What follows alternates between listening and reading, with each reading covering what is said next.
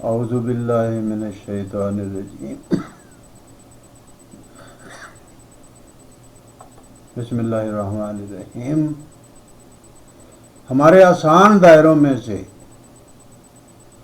مشکل ترین دائرہ کہہ لیں وہ ہمارے سامنے آ گیا ہے، دائرہ نمبر 1، دائرہ مختلفہ۔ اب اس دائرے کے اجزاء ہیں 10،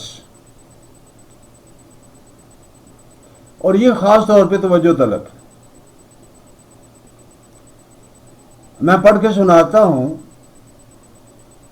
پہلے 2 فعول، اگلے 3 مفاعل، پھر اگلے 2 فعول، پھر اگلے 3 مفاعل، اور یہ اس دائرے کا عروضی متن ہے۔ پہلی بحر تک معاملہ ٹھیک ہے۔ اب دوسری بحر میں اگر میں یہ کہتا ہوں لن مفائی لن فعو، یعنی فاعلات فاعل، تو بھی ٹھیک ہے۔ اگر میں کہتا ہوں لن مفاعیل فعو فاعل مستفعل، تو بھی ٹھیک ہے۔ تو یہاں فرق آ گیا کہ ایک رکن 3 کا ہے، ایک 2 کا ہے، تو میں 2 والا پہلے رکھوں یا 3 والا پہلے رکھوں، 3 والا پہلے رکھوں یا 2 والا پہلے رکھوں۔ تو اس طرح باقی جو جتنی بحریں ہیں، پہلی اس ایک بحر کو چھوڑ کے ان کی 2 صورتیں متوقع ہیں، اور کیونکہ دونوں کے ارکان میں اجزاء کی تعداد مختلف ہے، غالباً اسی وجہ سے اس کا نام دائرہ مختلفہ رکھا گیا۔ تو بہرحال ترتیب باقی ساری دائروں کی ہم نے جس طرح دیکھی ہے اسی طرح اس کی ترتیب ہے۔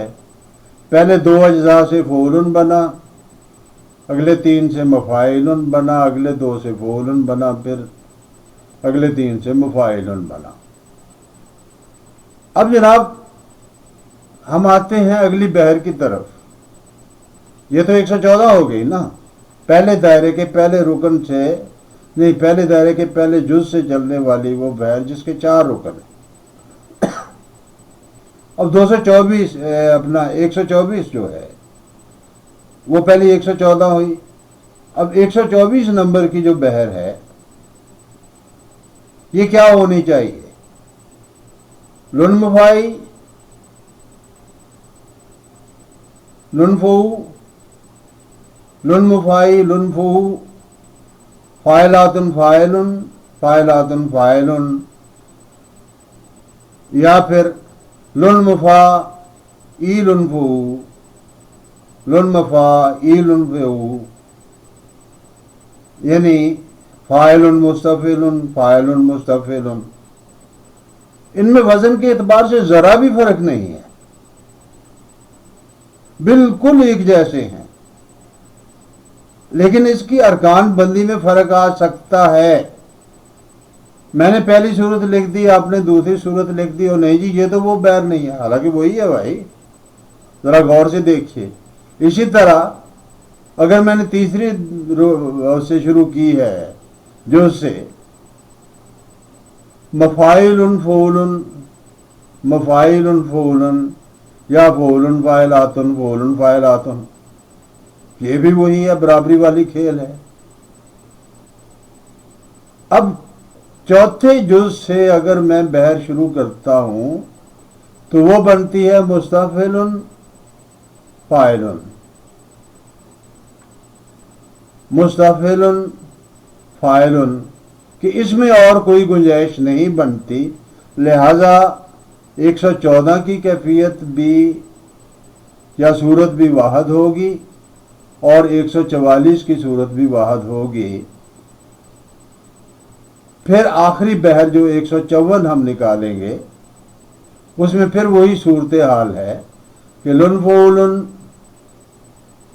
مفاعل لن فعول مفاعل، لن فعول مفائی یا فاعلات فعول، فاعلات فعول، یا لن فعو لن مفائی، فاعلات فاعل، نہ فاعل فاعلات، فاعل فاعلات، تو یوں بندہ ان میں گڑبڑا جاتا ہے۔ اس میں یہ ہے کہ آپ کو جو بھی رکن بندی، کیونکہ میرا جو قاعدہ ہے کہ جو رکن بندی آپ کو اچھی لگتی ہے آپ اس کو اختیار کر لیں، اور اپنے دوستوں کو بتایا جا سکتا ہے کہ بھائی ارکان کی یعنی حرکت کی اور سکون کی جو ہے ترتیب وہ تو دونوں صورتوں میں ایک ہے۔ اب اگر ایک رکن کی جگہ دوسرا اور دوسرے کی جگہ تیسرا آ گیا تو اس سے کوئی خاص فرق پڑتا نہیں ہے، نہ فرق پڑنا چاہیے۔ ایک اور بڑی دلچسپ بات آپ یہاں نوٹ کیجئے کہ دو رکن والے، دو اجزاء والا ایک رکن ہے، دوسرا رکن 3 اجزاء والا ہے، تو ہمارے پاس جو بحریں آ رہی ہیں اس میں 114 اور 144 جو ہیں یہ 2 بحریں باقی 3 بحروں سے مختلف ہیں، جس طرح اوپر وہ 2 اور 3 مختلف ہیں آپس میں، تو یہ ٹیکنیکلی وہ ٹھیک ہے سارا، اس میں کوئی مسئلہ نہیں ہے۔ اب اس کے استعمال پہ منحصر ہے، آپ استعمال کہاں تک کرتے ہیں کہاں تک نہیں کرتے، اور یہ بحریں بہت زیادہ مانوس بھی نہیں ہیں اور ایسی بھی نہیں ہے کہ اس میں اردو شاعری نہ کی جا سکے، یا اس میں پنجابی شاعری نہ کی جا سکے، یا اس میں فارسی شاعری نہ کی جا سکے، اس لیے اس کا نام دائرہ مختلفہ ہے۔ اور ہمارے جو 4 آسان ترین دائرے تھے ان میں سے یہ سب سے مشکل دائرہ ہے ان 4 میں سے، تو اس لیے میں نے اس کو آخر پہ رکھا۔ تو بات وہی ہے کہ آپ کا اگر مزاج شعر کہنے کا ہے، آپ کو ارکان کی ایک ترتیب زیادہ بھاتی ہے اس کو اپنا لیں، دوسری نہیں بھاتی اس کو چھوڑ دیں۔ اب یہ ایسا تو ہے نہیں ہے خدا نخواستہ کہ یہ اللہ تعالیٰ کی طرف سے اترا ہوا کوئی کلام ہے کہ زبر زیر پیش بدل گئی تو پتہ نہیں کیا ہو جائے گا۔ آخر کار خلیل بن احمد نے ایک نظام وضع کیا، یا پہلے سے موجود جو نظام تھا اس کو سائنسی بنیاد فراہم کی، تو تغیر تو اس نے بھی کیا، پھر فارسی والوں نے بھی اس میں تغیر کیا۔ سب سے بڑی بات یہ آتی ہے کہ جناب عربی میں قافیہ کافی سمجھا جاتا ہے، ردیف کی ضرورت محسوس نہیں ہوتی، فارسی میں ردیف لازمی سمجھی جاتی ہے۔ جب یہ چیز اردو میں آئی تو قافیہ اور ردیف سمیت آئی ہمارے پاس، لیکن اس طرح آئی کہ آپ کی مرضی ہے آپ ردیف لگاتے ہیں یا نہیں لگاتے۔ ہاں اگر آپ نے ردیف لگا لی تو پھر اس کو نبھانا پڑے گا، تو یہ بھی تو ایک تبدیلی تھی۔ پھر جناب نجم الغنی نجمی نے بھی 2 دائرے ان کے میں نے شامل کیے ہیں فہرست میں، ان تک بھی بات پہنچے گی، لیکن وہ 2 دائرے بہت زیادہ اہم نہیں ہیں۔ ایک دائرہ انہوں نے نقل کیا تھا دائرہ متضائقہ،